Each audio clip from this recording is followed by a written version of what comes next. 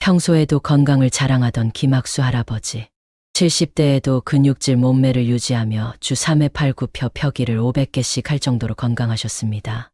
평소 헬스장에서 역기를 들며 강도 높은 근력 운동을 하고 20대 손자에게도 전혀 뒤처지지 않을 정도로 탄탄한 피지컬을 자랑했습니다.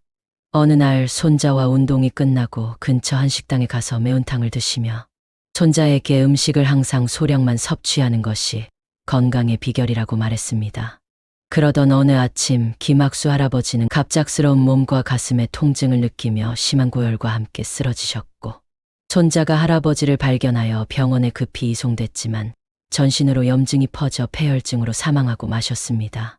식도에 심각한 손상을 주고 할아버지를 사망에 이르게 한 이것은 바로 가시입니다.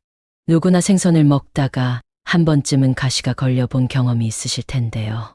작은 생선 가시는 목이나 식도에 걸려도 시간이 지나면 자연적으로 빠지지만 크고 날카로운 가시가 식도 깊숙이 박힌 채 방치할 경우 심하면 사망에 이를 수도 있습니다.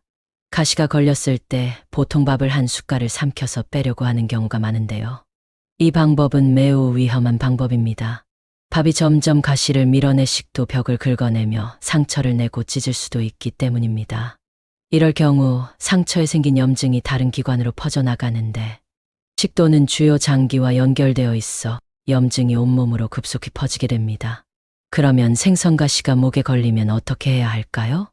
만약 생선가시를 삼킨 뒤 고열, 복통, 호흡곤란의 증상이 나타나면 이미 식도에 염증이 생겨 심각한 상황이니 최대한 빨리 병원으로 가 수술을 받아야 합니다. 이상 어르신들에게 건강을 전해드리는 이분 라디오 채널이었습니다. 정보가 좋으셨다면 구독과 좋아요 부탁드립니다.